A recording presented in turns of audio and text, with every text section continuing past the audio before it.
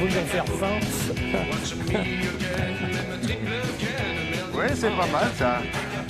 Ça peut se justifier. Il faut nettoyer dans les fermes. On voyait souvent ces reportages qui se passent dans ce monde agricole où on voit le paysan le matin, l'agriculteur qui gratte. Bien sûr. Bon. Alors qu'il voudrait un peu plus de temps pour lui, pour l'amour, par exemple, dans le pré. Donc il lui faut du temps et ça prend énormément de temps.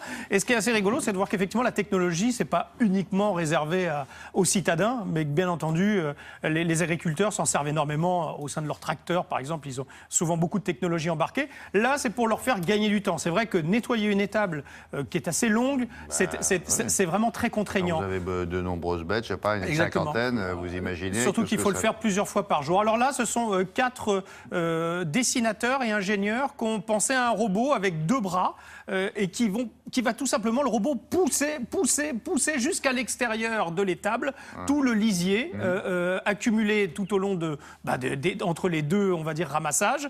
Et ça fait un gain de temps terrible. Alors le bras articulé, finalement, peut l'être juste à la bonne distance. Mais ce qu'on a beaucoup apprécié en allant dans le Doubs faire ce reportage, c'est le rapport entre l'animal et la machine. Ah bon ? Parce que, bien entendu, la machine est étudiée pour ne pas blesser un animal. Donc, elle est censée, et elle n'est pas que censée, elle le fait. Dans les allées, je suppose. Exactement, mais des fois, les animaux peuvent, et vous allez le voir, bouger ou être... On peut même les laisser, d'ailleurs. Ah oui, d'accord. Voilà. Et donc là, il y a un échange qui peut être assez rigolo, mais surtout, la machine respecte l'animal, le détecte et s'arrête. Bon, déjà, ça ne va pas très vite. Comme les aspirateurs qui fonctionnent tout seuls. Exactement. C'est une sorte d'aspirateur à lisier, si vous voulez. Ou plutôt qui repousse. Vous voulez voir ? Oui. Allez, on est parti. Tous à la ferme.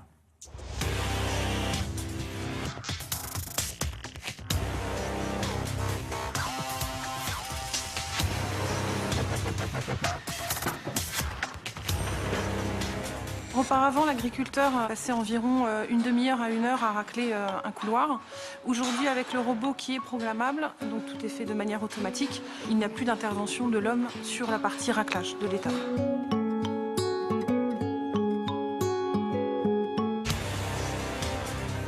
Le robot est facilement installable dans toutes les étables, qu'elles soient plus anciennes ou modernes.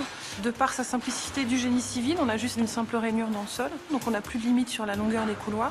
Et en largeur, on est sur des largeurs de couloirs de 1,80 m à 5,50 m. Donc tout ça avec une force de poussée de 550 kg à 800 kg, selon la nature du sol et la nature du lisier ou fumier à pousser. La grande valeur ajoutée également de ce robot, c'est la sécurité de l'animal. Ça a été vraiment une recherche chez nous. Donc on a sécurisé au maximum l'animal en ajoutant sur les bras et sur le capot du racleur des capteurs qui font que la proximité ou le contact avec l'animal mettent l'appareil en suspens de façon à laisser l'animal libre et en sécurité. C'est aujourd'hui le seul appareil sur le marché capable de libérer du temps pour l'agriculteur tout en assurant une sécurité maximum pour l'animal, tout en conservant donc une étable calme puisque l'appareil est silencieux.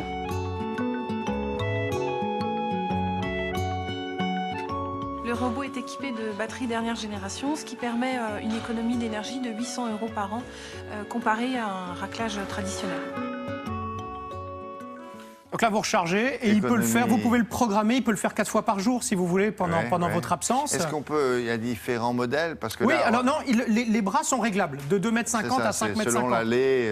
Exactement. Alors ça vaudra, et ça vaut actuellement, ça sort seulement maintenant 15 000 € et il sera, ça vaut son prix et il sera trouvable dans 400 concessionnaires en France. Les inventeurs ont fait pas mal de salons et ça a vraiment emporté le prix du public. Enfin, en tout cas, le prix des éleveurs qui trouvent qu'effectivement, ce peut être un gain de temps terrible pour eux grâce à ça. À l'étranger aussi ? À l'étranger, évidemment. On a interviewé les vaches, qu'est-ce qu'elles en pensent ? Les vaches, vous avez vu, elles ont adoré. Qu'est-ce que c'est que ce petit copain ? Un peu étonné quand même au début. Un peu étonné, comme une vache, quoi. Ça c'est fait, merci beaucoup. Une revue de